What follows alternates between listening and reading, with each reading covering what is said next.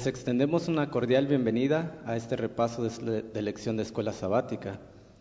Es un placer estar aquí con ustedes. Damos gracias a la iglesia de King por haber provisto esta oportunidad de estar con ustedes para repasar la lección. Esta tarde tenemos aquí con nosotros a dos personas muy especiales. Quisiera introducirlos al pastor Rafael García Valderrábano y a su esposa Adriana García Castillo. Quisiéramos iniciar con una oración.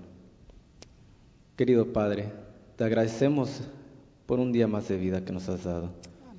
Te queremos invitar a estar aquí con nosotros al repasar esta lección.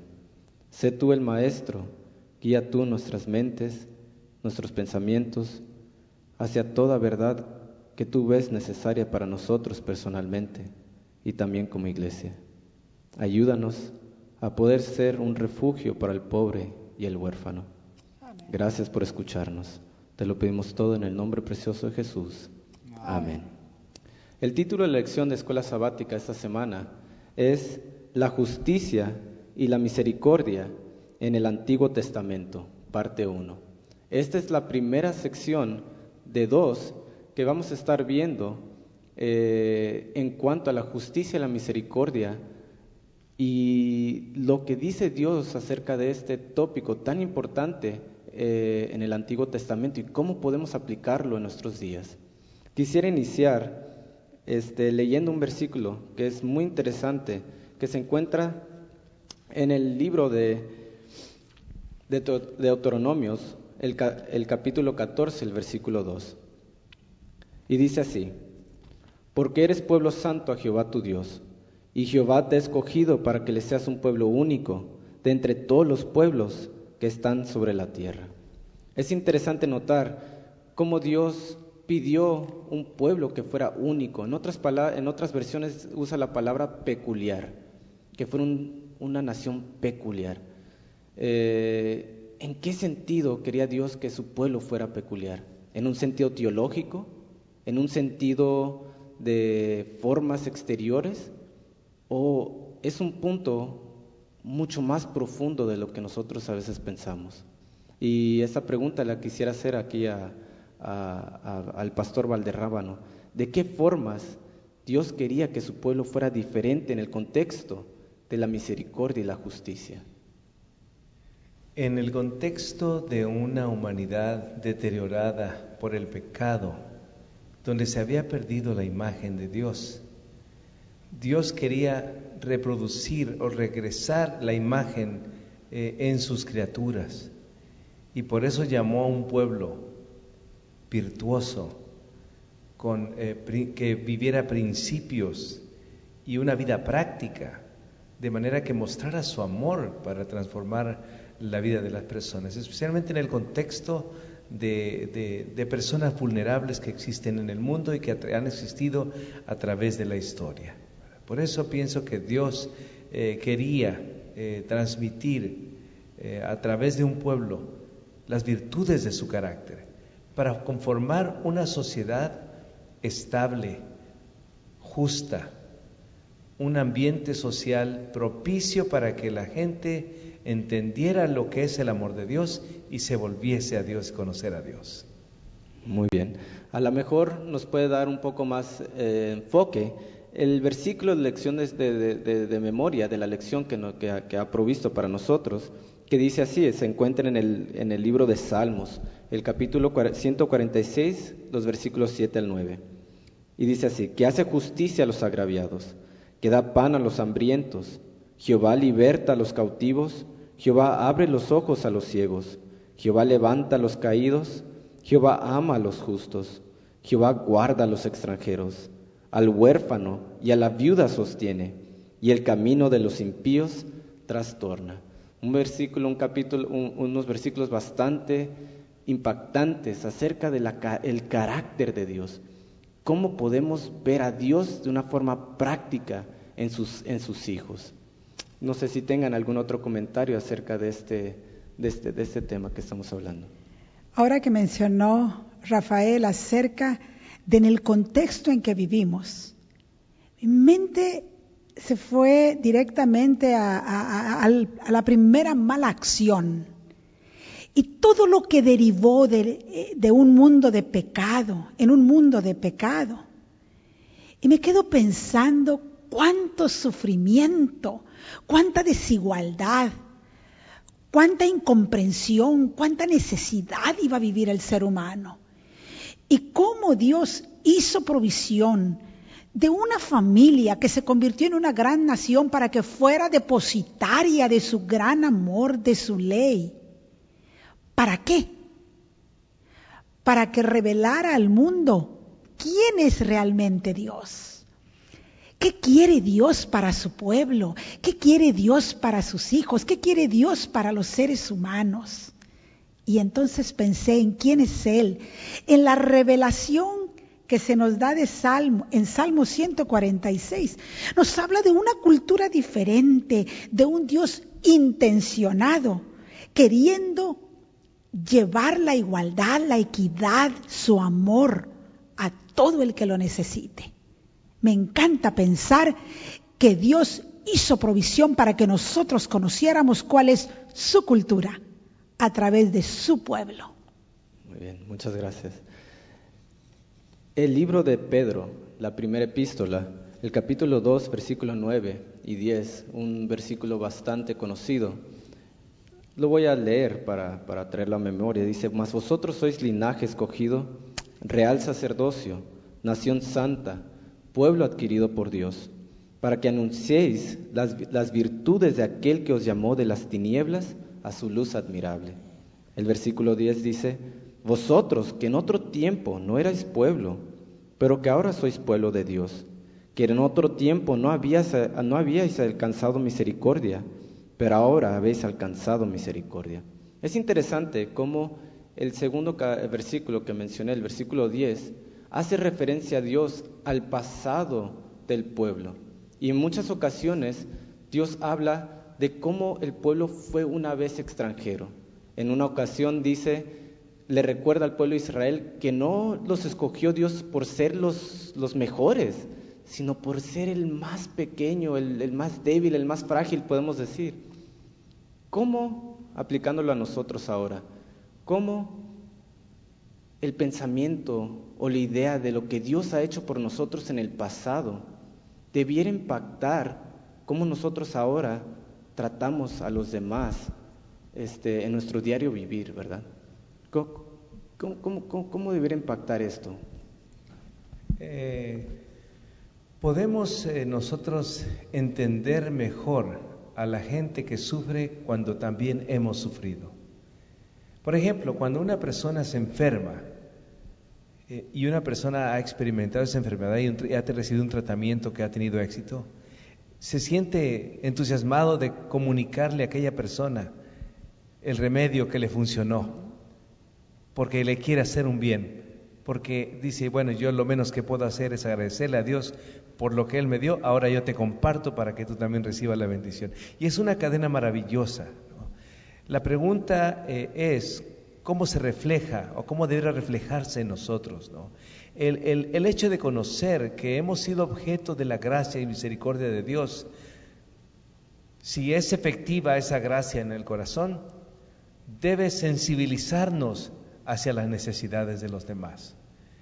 Y en una respuesta de gratitud por lo que hemos recibido, nosotros replicamos, repetimos esa actitud, esa acción hacia aquellos que están en necesidad, porque hemos experimentado, porque hemos sufrido, porque hemos tenido necesidad y alguien nos ayudó, ahora yo también debo hacerlo.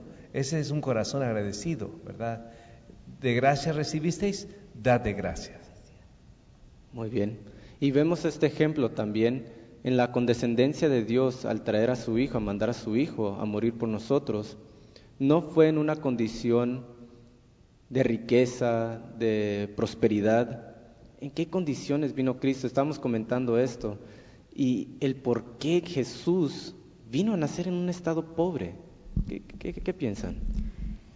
Sí he pensado, ¿por qué en el consejo de la deidad se decidió que Jesús naciera como en una familia pobre y creciera en esas condiciones. Creo que una de las razones más importantes es que Dios mismo se identifica con el pobre. Porque Dios ama al pobre.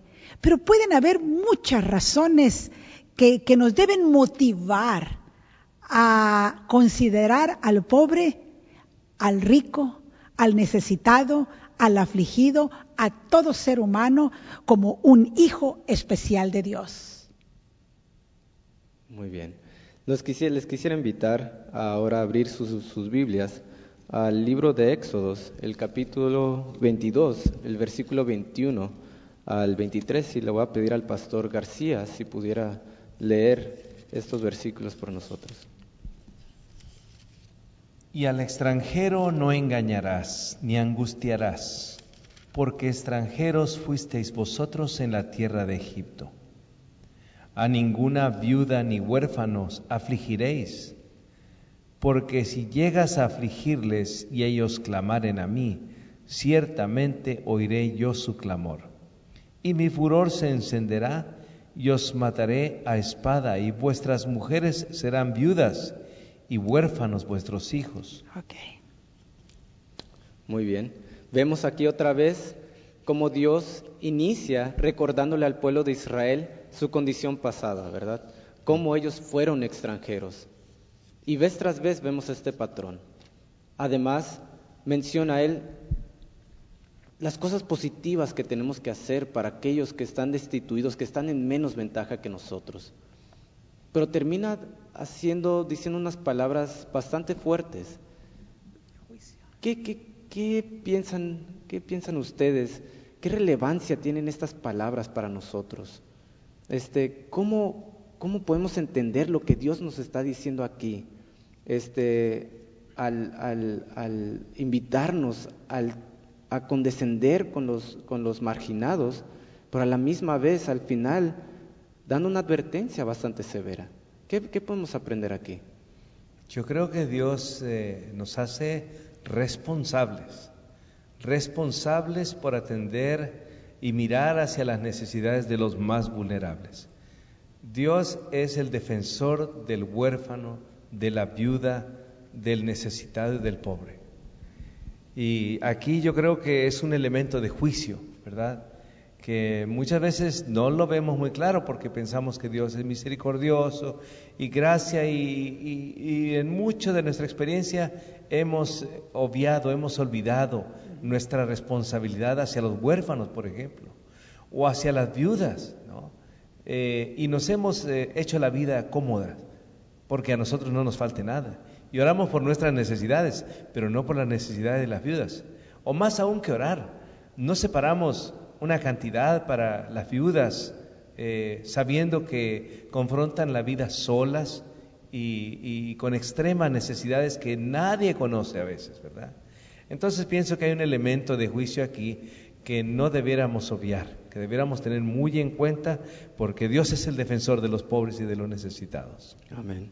Ahora quisiera invitarlos a un versículo más sobre justicia social en la parte del domingo, que se encuentra en el libro de Levíticos, el capítulo 19 y versículo 10. Le quisiera pedir a la maestra Adriana si pudiera leer estos versículos. Levíticos 19:10. Y no rebuscarás tu viña, ni recogerás el fruto caído de tu viña. Para el pobre y para el extranjero lo dejarás. Yo, Jehová vuestro Dios. ¿Qué nos dicen estas palabras en cuanto al cuidado? Me gustó mucho este versículo y al comentarlo nos impactó qué tan específico es Dios en mencionar formas prácticas de cuidar del pobre, ¿verdad? ¿Cómo lo podemos aplicar hoy eso? Sí, yo los animo a que algunos versículos de la Biblia, cuando Dios nos marca, no hagas alguna acción, como no rebuscar en tu viña, no recojas el fruto caído de tus plantas. Piensen cómo se oiría este versículo en positivo. ¿cómo lo podrían decir? Para que fuera una orientación para nuestras vidas, pero hagan el intento de decirlo en positivo. Por ejemplo, deja de tus recursos para los necesitados. Cuando prepares quizá tu presupuesto familiar, deja un renglón para que puedas accionar en bien de otros. ¿Sí? Aparta, tú mencionaste, Rafael, hace rato, aparta parte de tus recursos para personas que tú sabes que pueden estar enfrentando situaciones angustiosas, carencias. Me parece que pensarlo en positivo nos orienta en acciones prácticas en nuestra vida actualmente. Amén. Pastor. Me parece a mí que en nuestra sociedad hemos tomado todos los frutos del árbol. No queremos dejar nada, ni siquiera un penny. Es una hipérbole, ¿verdad? Una exageración. Pero muchas veces decimos, no nos alcanza el salario, no nos alcanza el dinero.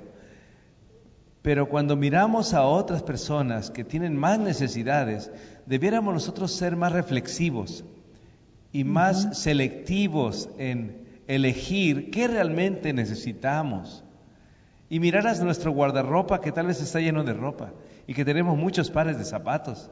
Y cuando en otro lugar, otras personas no tienen los recursos suficientes, ¿verdad? Pero muchas veces hemos rebuscado y nos gastamos haciendo nuestro presupuesto en todas las líneas de gastos, ¿verdad? Y al rato decimos, es que no tenemos dinero. Pero cuando nosotros dejamos esos espacios, como decía Adriana, presupuesto para la viuda, para el pobre, para quien necesite, ¿verdad?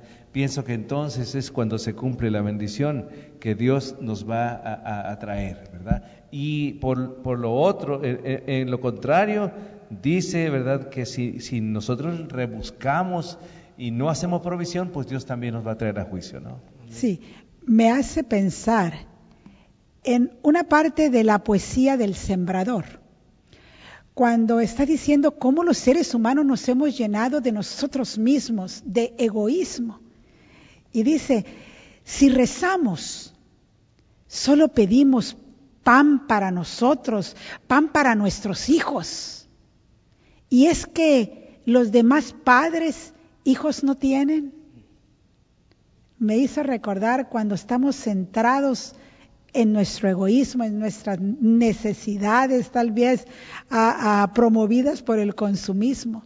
Y nos hemos olvidado del pobre. Así es, a lo mejor vivimos en un país, ¿verdad?, donde el consumismo es muy evidente, ¿verdad? Rápido nos hacemos de deudas y en sí trabajamos para cubrir un sinfín de cosas que tenemos que pagar, ¿verdad?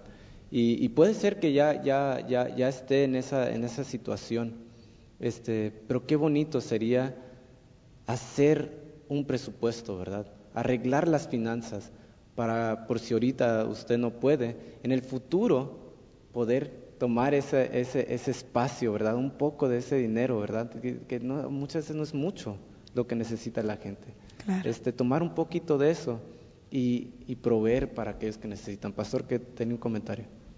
No, una de las ideas, hablábamos de ideas, cómo traerlo, ¿verdad?, a nuestros días. Involucrar a nuestros hijos al hacer el presupuesto, enseñarles a compartir sus bendiciones con otros niños o con otras personas, es algo que a nosotros nos funcionó siempre bastante, ¿verdad? Porque ellos aprenden a no rebuscar en el árbol, sino a dejar para los pobres y los necesitados. Amén, muy bien. Tenemos también el tema sobre los diferentes tipos de sábados, ¿verdad?, que Dios ideó, y tenían un propósito. Pastor Rafael, ¿cuál era el propósito de Dios en estos sábados? Y si nos pudiera explicar acerca de estos sábados.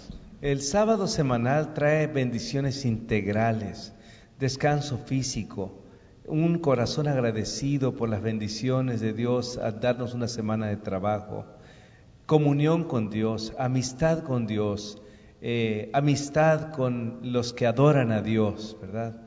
Y como mencionabas también, o sea, el sábado está conectado también con la justicia social, ¿no? No se puede disfrutar de un sábado plenamente si no hemos cumplido nuestro compromiso social, ¿no? Ese era el sábado semanal. Y el sábado sabático, el año sabático, más bien, era aquel que también tenía que ver con perdonar deudas, ¿verdad? Nos habla acerca de un espíritu de generosidad, nos enfoca hacia el cielo, ¿no? No explotamos a aquel que tiene necesidad para enriquecernos más, porque sabemos que tenemos una casa en el reino de los cielos que Jesús ha ido a preparar, ¿verdad? Y el tema del sábado del jubileo también, ¿no? Era la metodología de Dios para evitar la miseria y para que Dios siguiera siendo bajo la teocracia el propietario de todo, y la gente se enfocara en Dios y no en acumular riquezas sobre riquezas y hacer que como decimos, gap, esta brecha se hiciera tan grande, que es lo que sucede hoy en muchos países, ¿no? Especialmente en un país de donde venimos, en India, donde hay hay gente rica, pero hay muchísimos pobres, ¿verdad? Así es. Quisiera enfocar ahora este repaso hacia un punto muy importante que encontramos en el capítulo 56 del libro de Isaías, y los quisiera invitar ahí, y enfocar su mirada en el primer versículo de ese capítulo. Voy a leer y dice así: Así dijo Jehová, guardad derecho y haced justicia, porque cercana está mi salvación para venir y mi justicia para manifestarse. Es muy interesante cómo Dios inicia este capítulo mencionando dos cosas: guardar derecho y hacer justicia. Y lo vincula con un tema de suma importancia, y esta es el tema del sábado, el sábado que encontramos en el cuarto mandamiento. Y hace mención aquí no hacia el pueblo judío, sino a ciertas personas que consideramos marginadas, se puede decir, en ese tiempo y ahora también, que pueden ser marginadas socialmente, ¿verdad? Y vemos esto en el versículo 4, donde dice: porque así dijo Jehová, a los eunucos que guardan mis días de reposo, y escojan lo que yo quiero y abracen mi pacto, yo les daré lugar en mi casa y dentro de mis muros. Y el versículo 6 menciona a los extranjeros que sigan a Jehová para servirle, y que amen el nombre de Jehová para ser sus siervos, a todos los que guarden el día de reposo. Menciona a los eunucos y a los extranjeros, y no menciona a los judíos. ¿Por qué es importante este hecho que vemos aquí, de que Dios menciona al extranjero, al eunuco, en cuanto al sábado? ¿Quién nos dice esto acerca del sábado? ¿Para quién fue ideado el sábado? Maestra Adriana. Pienso en la creación. Cuando Dios bendijo, santificó y reposó el sábado, fue para toda la tierra, fue para todos los seres humanos. Pensando en eso, Dios guardó un día especial para que nos mostráramos amor unos a otros. Por eso el sábado no solamente vincula a un pueblo o es destinado para un pueblo, es destinado para todos los seres humanos.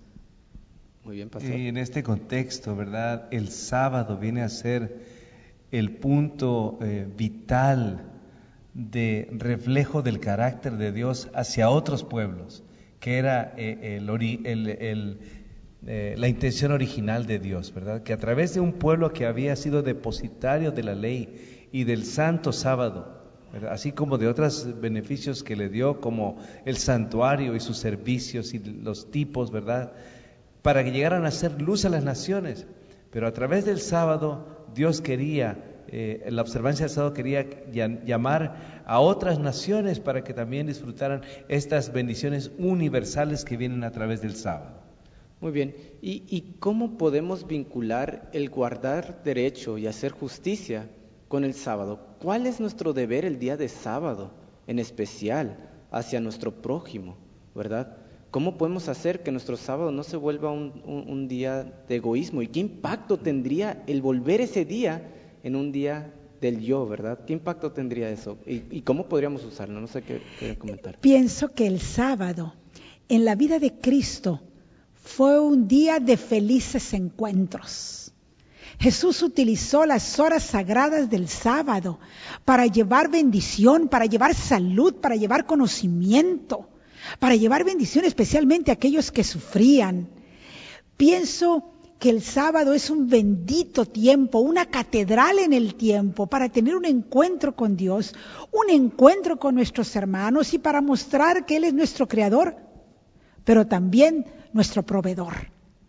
No importa las condiciones en las que una persona puede estar viviendo, puede enfrentar, cuando llegan las horas sagradas del sábado, hay un reconocimiento y una dependencia del verdadero creador y del verdadero proveedor. Eso enriquecerá nuestra vida al compartir con ellos y ellos llegarán al feliz conocimiento de esto. Muy bien, pastor. El sábado, otra vez es el punto focal, ¿verdad? Existe un peligro en centrarse tanto en el sábado y en la adoración, viene el tema de la adoración, ¿verdad?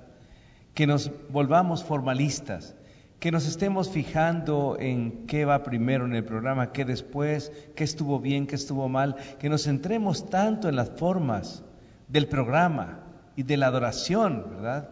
Que son cosas buenas que Dios ha establecido también, pero que olvidemos en los aspectos prácticos de la vida cristiana y del impacto que el sábado debiera tener en la vida del creyente, no solamente el sábado de tarde, ¿verdad?, sino durante la semana al tratar con personas en necesidad en diferentes áreas de la vida, ¿verdad?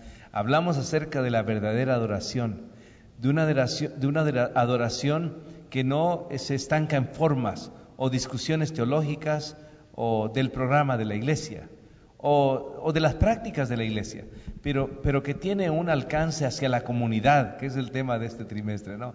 Que se refleja en acciones redentoras, acciones generosas, misericordiosas, que llegan a ser el vínculo que toca a la gente para conocer el carácter de Dios y el camino de Dios. Amén. Es interesante ver al escuchar que usted menciona formas, cómo tristemente el pueblo de Dios quedó involucrado en una rutina de formas, ¿verdad? Formas vacías, hasta cierto punto insípidas, ¿verdad? Frías, y hay una queja que Dios hace a su pueblo, una queja triste, ¿verdad? Y requiere Dios un reavivamiento y una reforma para su pueblo, ¿verdad? Y esto lo vemos en el libro de Isaías, el capítulo 1, por cuestión de tiempo, vamos a mencionarlas rápido. Isaías, el capítulo 58 también, ¿verdad? Ya vimos Isaías 56, hay otros versículos en Jeremías también, pero vamos a enfocarnos rápidamente en Isaías, el capítulo 1, podemos comenzar del 10, pero vamos a centrarnos del 11 en adelante. Pero comienza mencionando al pueblo de Dios con el nombre del príncipe de Sodoma, ¿verdad? Y mencionamos cómo en esas ciudades era característico la injusticia social, cómo había opresión del huérfano, de la viuda, del extranjero. Los mismos ángeles que llegaron quisieron abusar de ellos, ¿verdad? Y fue una de las cosas que hizo que Dios determinara que era tiempo de aplicar castigo, ¿verdad? Y Dios tristemente considera a su pueblo con estos términos, ¿verdad? Y vemos en el versículo 11 que dice: ¿para qué me sirve, dice Jehová, la multitud de vuestros sacrificios? Hasta hastiado estoy de holocaustos, de carneros y de cebo de animales gordos. Y después en el 13 dice: no me traigas más vana ofrenda, el incienso me es abominable, luna nueva y día de reposo, que ya mencionamos, ¿verdad? Y el versículo 16 nos menciona lo siguiente, dice: lavaos y limpiaos, quitad la iniquidad de vuestras obras de delante de mis ojos, dejad de hacer lo malo, aprended a hacer el bien, busca el juicio, restituid al agraviado, haced justicia al huérfano, amparad a la viuda. ¿verdad? Entonces vemos cómo este arreglamiento y reforma que Dios pedía de su pueblo requería hacer justicia y misericordia al prójimo. Era uno de los primeros pasos. Y después venía, si vuestros pecados fueran como la grana, como la nieve serán emblanquecidos, ¿verdad?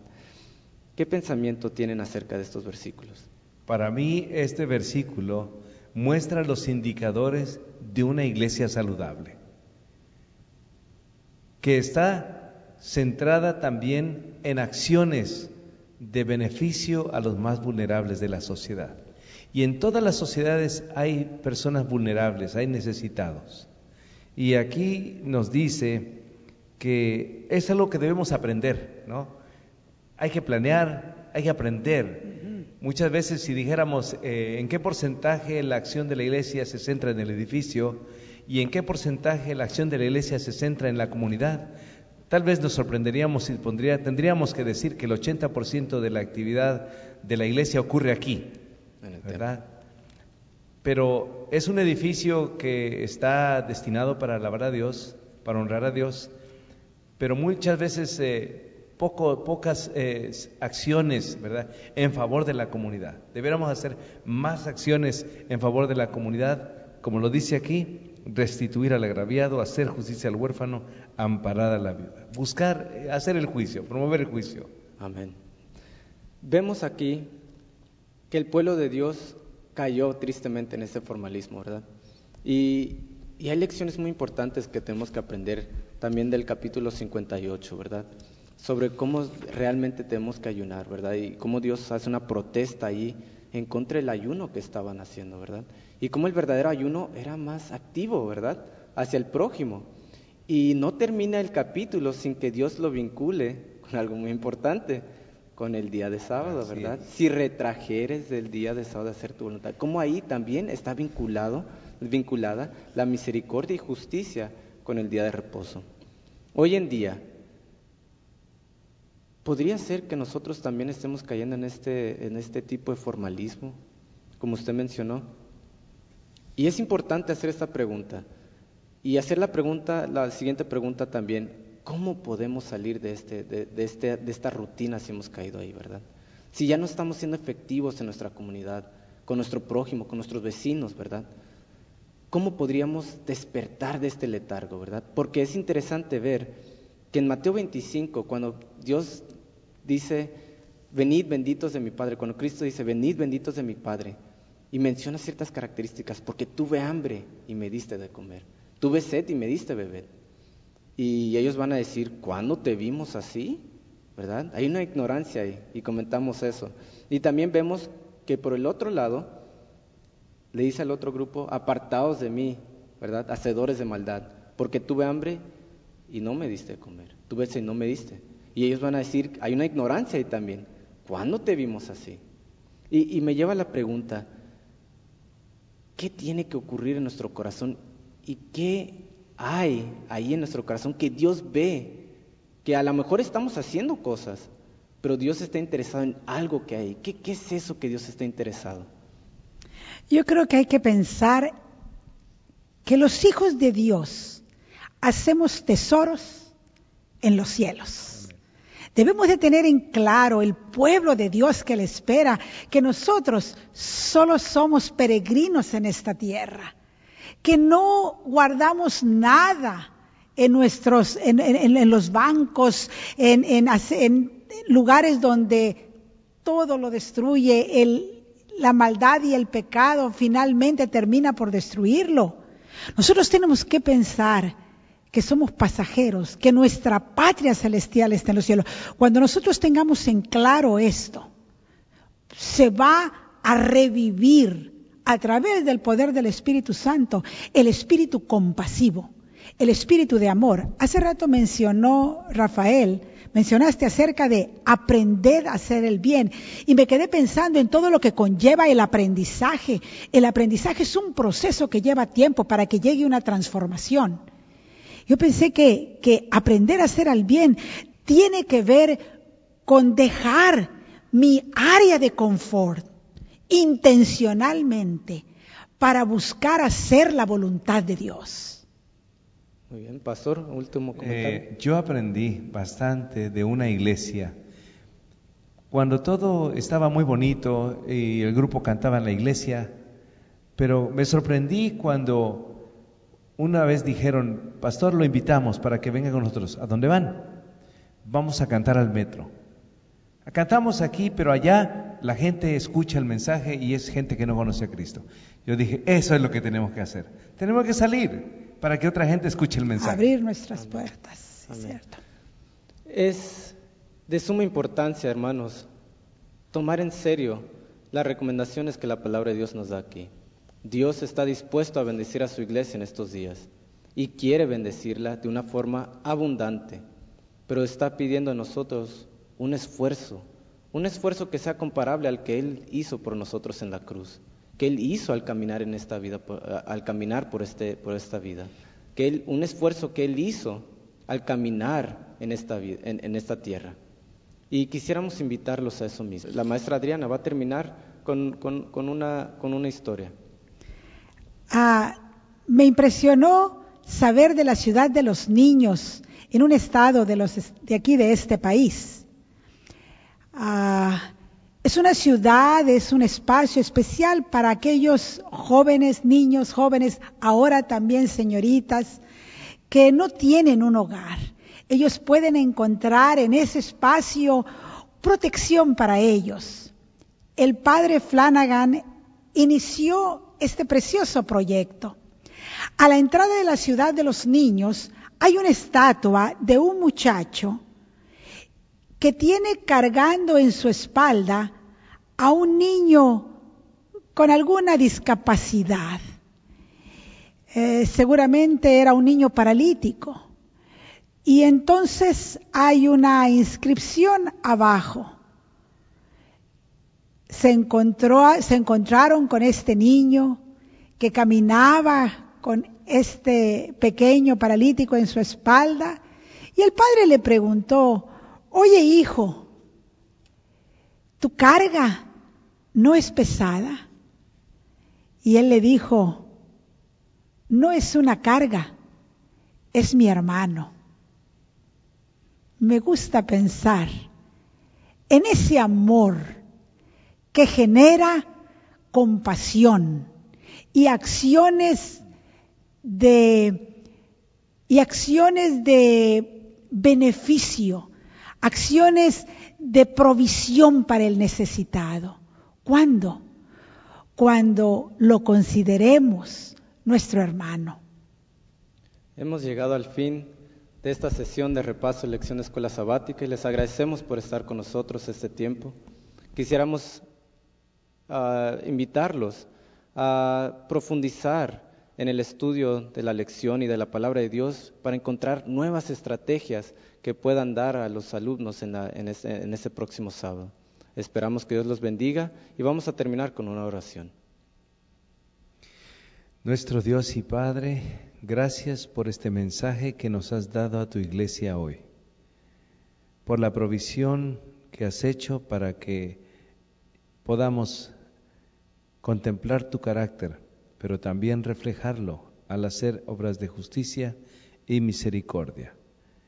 Que podamos aprender la teoría, pero sobre todo nos des un corazón generoso, desprendido, enfocado en el reino de los cielos, nuestra patria, a donde vamos, para poder llegar a la gente que más nos necesita, con alguna ayuda emocional, física, material, pero sobre todo con ayuda espiritual. Bendice a cada uno al seguir profundizando en tu palabra. En Jesús nuestro Salvador lo pedimos. Amén.